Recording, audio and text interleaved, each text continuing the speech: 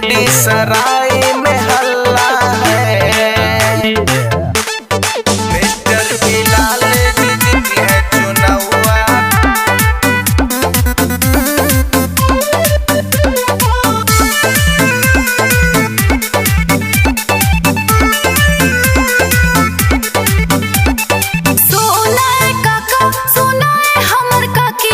करी है विकास नहीं रही कुछ बाकी।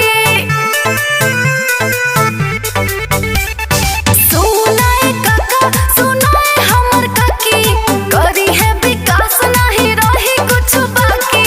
देखी के जलवा जलत है विरोधी की ये बंद पल्ला है। मिस्टर बिलाल जीती है चुनावा, खेड़ी सराय में हल्ला है। मिस्टर बिलाल जीती है चुनावा, खेड़ी सराय में हल्ला है।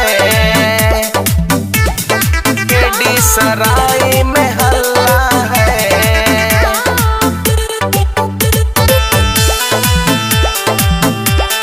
खेड़ी सराय में हल्ला है।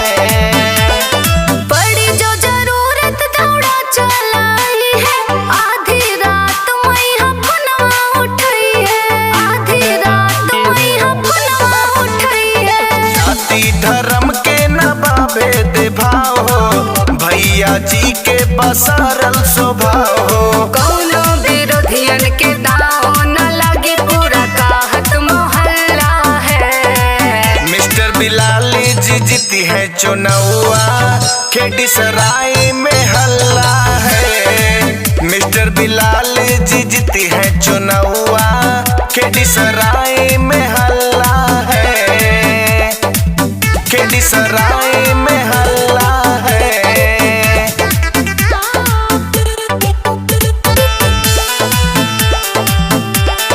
खेड़ी सराय में हल्ला है। देई के वोट चाचीन के जितई हा, गौआ के अपने विकास करवई हा।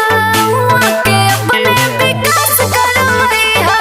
हाथ जोड़ी इरफान कर ले गुजारिश, भैया जी करी है विकास के बारिश। गौआ जमार के लोगवा सबका हाथ खुल्लम खुल्ला है। मिस्टर बिलाल जीती है चुनावा, खेड़ी सराय में हल्ला है। मिस्टर बिलाल जीती है चुनावा, खेड़ी सराय में हल्ला